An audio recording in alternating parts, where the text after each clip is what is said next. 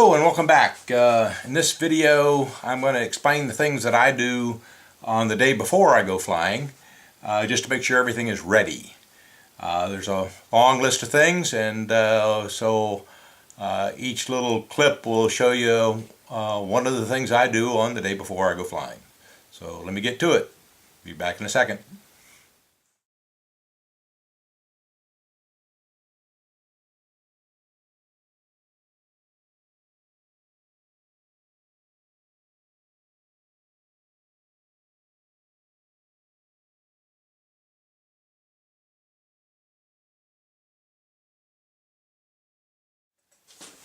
Okay, one of the things you got to always make sure you do is check and charge the battery before you go flying. So I just got the battery out of the aircraft, and I will take it apart here. And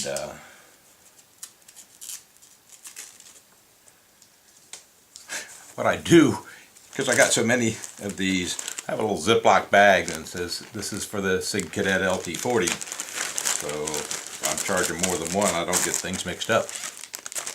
So the battery is about how I left it the last time you saw it. I like to check it with the this. So that's 6.42 and the 5-cell battery. So that probably should be refreshed. Hopefully the weather is improving this week. It's Monday. Weather tomorrow is so-so. Weather Wednesday looks good. And so I'm going to go ahead and get prepared just in case tomorrow is a chance to go flying. So these batteries on the Kadet LT-40 have been used a fair amount. And so I've got my PowerX chargers here. I have 2 of them, and as you put each battery in, I'll just hold it up here. As you put each battery in, you got to make sure it's down in there, and that mode should light, and you just press enter for charge, and a second enter for 1,000 milliamps. And it'll start charging. So the default of charge and 1,000 milliamps is exactly what I use as a default for charging these 2700 milliamp batteries. I don't like charging more than 1,000 milliamps for these kind of batteries. So I'm just going to put these in one at a time. And so slot 2 comes up and it says, yeah, charge and 1,000 milliamps. So you hit enter twice. And so slot number 3, slot number 3, charge at 1,000 milliamps.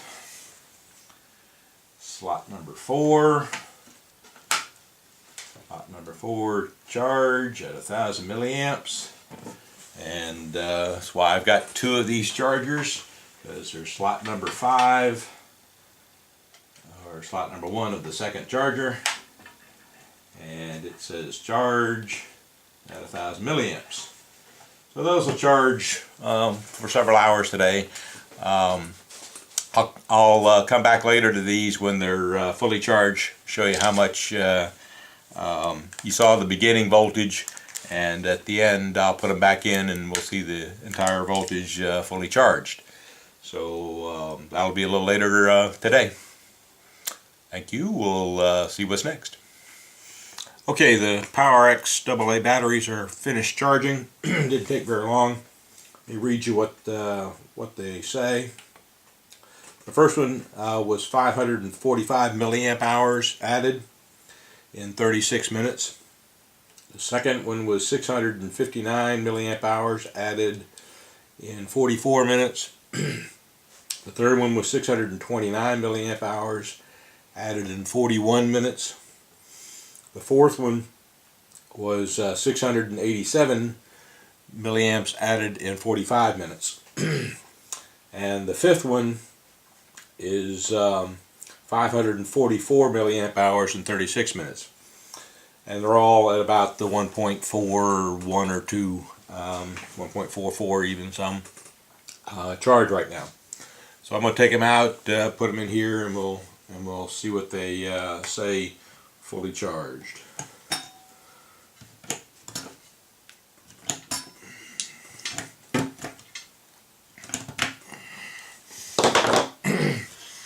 A good indication of that they're fully charged is they're slightly warm. As long as they're slightly warm, that's good. You don't want them hot, you don't want them cold.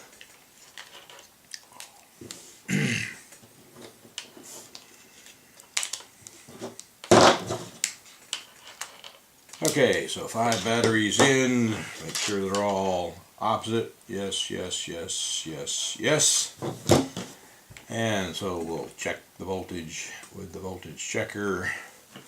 And we got 715 volts. 7.15. 715 for a fully charged nickel metal hydride. 7 is good. Now they will decay over 24 hours more than they will the next 24 hours. So I expect these tomorrow to be like 6.7 or 6.8 or something like that. We'll see what they are if I get to go flying tomorrow. If I don't get to go flying tomorrow and it's next day, then maybe a little less. But nickel metal hydrides do decay just sitting on the shelf. But 715 is a good charge to start with, and we'll see what they're like later. Thank you. Okay, next on the things to do the day before you go flying, is check your radio. So I'm going to turn the radio on, and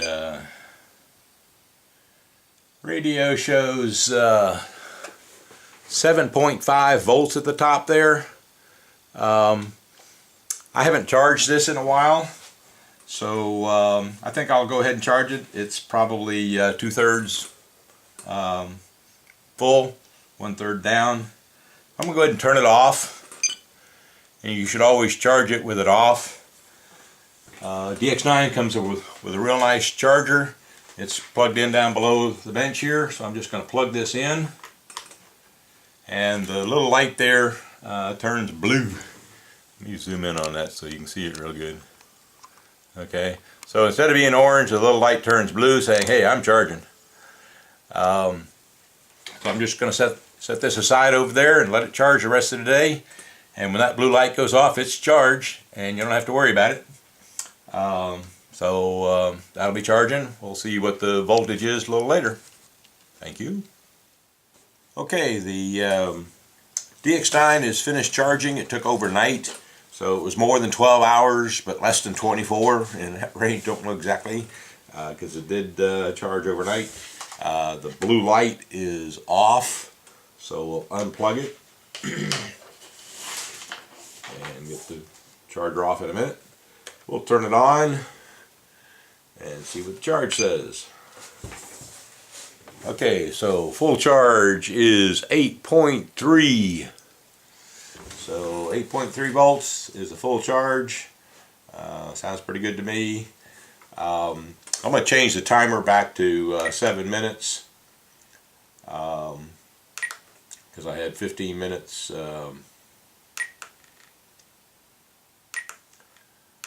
for doing the range test. So 15 minutes for the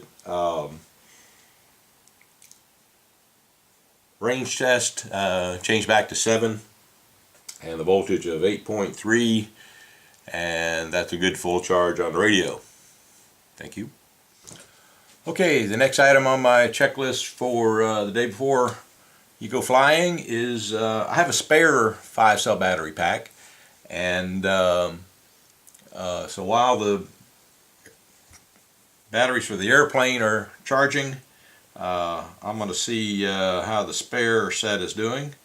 The spare set is probably, because of the bad weather, it's been sitting up for a couple of weeks, and so it's right now at 6.5, so it's come down a little bit.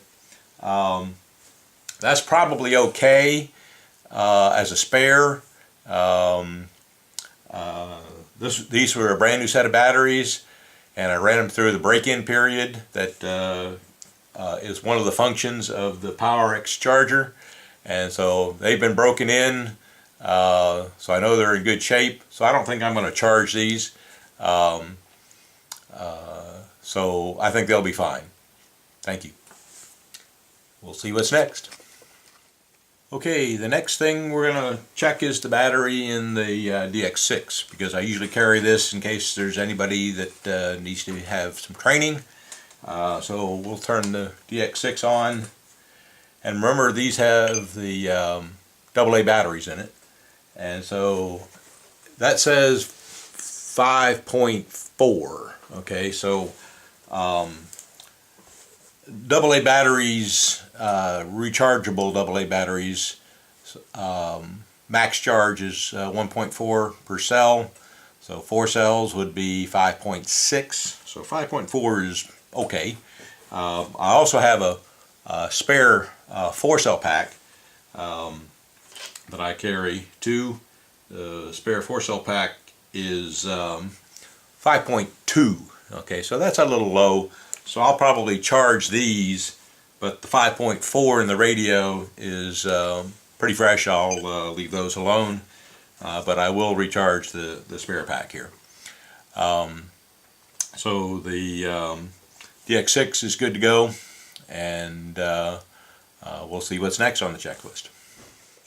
I'll add one more thing about the receivers that use AA batteries. Because I have used rechargeable batteries, it's more efficient, but I always carry a spare set of regular Duracell AA batteries. They start with a larger charge, like 1.6 per cell, and so you get a bit more life out of them, but they're one time. So I have my emergency backup is 4 AA's. I actually carry 5 just in case. One of my rechargeables go belly up. I've always got a spare set of AA's, 5 AA's that I could stick in any airplane if I really needed to.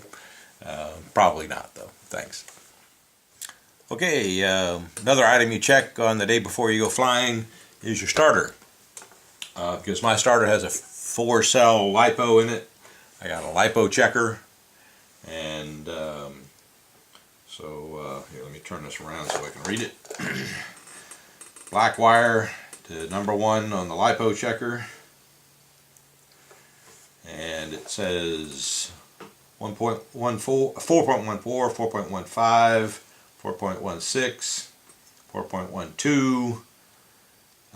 Fifth cell not applicable. 16.7 is the reading. 16.7 is really good. Well, it's good. It's not peak, but I've used this for a couple of months, and it doesn't take much. Actually, in the past couple of months, from I'll say beginning of December to the end of February here, I probably used it a dozen times to start engines, because it hadn't been real good flying weather. So it's still in pretty good shape. I don't need to charge it. If I was going to charge it, I would use one of my Thunder Power 610 AC/DC chargers. So that one's in good shape. Another item to check the day before you go flying is your glow driver. The glow driver I bought for this aircraft was a Dynamite made by Horizon Hobby. It's important to know the kind of battery that's in your glow driver. So just unscrew the top. By the way, I like this one because it has the meter on it, and while you're running your glow plug, you can see that the meter is actually doing something. In this particular case, this is a 2600 nickel metal hydride battery. Sometimes they're NiCads, sometimes they're nickel metal hydrides. Good to know what they are. So we got a 2600 nickel metal hydride, 1.2 volts. Okay, that's important too. So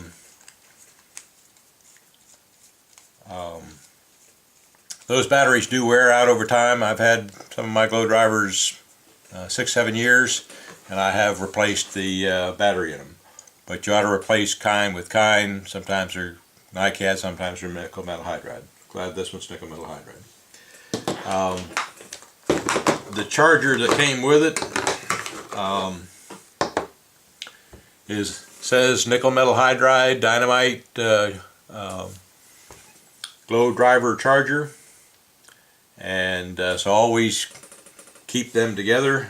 I keep mine in the nice plastic case that stays in the tote.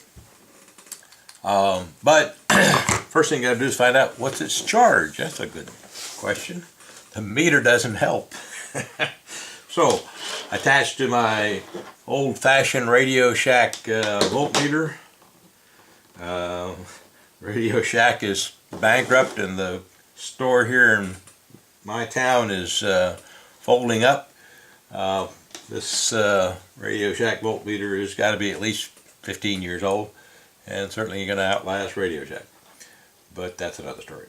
So, I took an old charger, spliced it into a something that would connect to my voltmeter, and so just to measure the voltage of the battery in there. So that's 1.298. Guess we'll call that 1.3, and that's a pretty good charge. What I will do is charge it for about an hour, see how much of it, if it heats up, charges up a little. The 1.298 is a reasonable charge for a 1.2 battery, nominal. And but I will go ahead and plug it in and charge it for a while, and then read the voltage again in an hour or so. So always got to make sure you got something to start your glow plug with. Okay, after charging the dynamite charger, I charged it for almost 2 hours. It didn't get very warm, so we'll see what it charged up to. Turn on my voltmeter. That says 1.43. So 1.43, remembering this is like a C-cell battery, same as a AA in terms of one cell. So 1.4 is a good charge on it. So I'm going to call that well charged at 1.43. So that's good charge for the glow driver. One other point about the charger for the glow driver is that this charger is only charging, its output is 250 milliamps, 250 versus 1,000 I'm using on the AA batteries. So 250 milliamps is a pretty slow charge, and the charge voltage is 1.25, which is more than the nominal, which is all you need. And so this is going to be a slow charge. Sometimes you need to charge them overnight if they're well below 1.2. Excuse me, but this 2-hour charge is about normal for something that's been used down close to something less than full, but not quite down to normal 1.2 yet, nominal 1.2 yet. So it is a slow charger. 250 milliamps is pretty slow. Just want to make sure you understood that. Okay, the last thing on my checklist of the day before is I verify the bag. You've already seen me pack it one time. I'm not going to unpack it and repack it. But besides what's I've shown you before, what's in the bag, I do throw a few other things in there. I can't fly without a neck strap or something around my neck to hold the transmitter. It gives me a relaxed grip to have a something around my neck that the transmitter can sit on. I use this flight pad designed by Jerry, and the Jerry website or email address there and his phone number. And I actually bought one of these not too long ago, about 4 or 5 months ago. Got it within 3 or 4 days, and was very prompt. And so I now have 2 of them, one for me and one for my student, whoever that is. So I always carry, at a minimum, just get a neck strap. The better solution to me is this is completely hands off, and you can relax your fingers and fly better, as far as I'm concerned. So you got to make sure you got something like that. Don't forget the 2 washers and 2 wing bolts. I got those in there. Always have a hat. I like the AMA hat because nice AMA symbol on it, but it keeps the sun off your back, neck, and you spray it with bug spray instead of spraying your head. Keeps all the bugs off your head. And don't forget your wing tube. You might remember the wings, but don't forget the wing tube. I usually throw it in the bag here. And always have a good pair of sunglasses. And I've got 2 pair. I've got a better pair, and this is sort of my backup pair. So I've got always got a pair of sunglasses and a hat, because it gets bright out there. And then the last but not least, don't forget a fire extinguisher. If you're at a field that always has a fire extinguisher there, not a problem. Yep, might want to look at it, make sure the thing is full. But there's a field that I go to that is a AMA field, but they don't have a fire extinguisher there. If nobody else is there, then you need to bring your own. But most of the time, everybody that I fly with out there has one of their own too. So bring a fire extinguisher. And then everything else that's normally in there: the fuel jug, the pump, your tools, and your the overflow tank, and the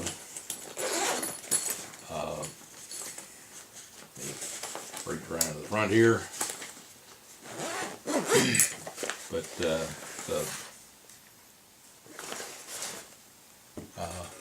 93% alcohol, good rag, and the overflow tank is kind of important. So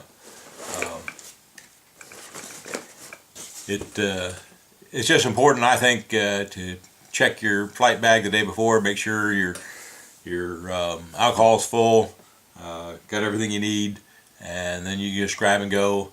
A lot of times I go first thing in the morning, and I don't want to think about whether this thing is full or not. So that's what I do to get started.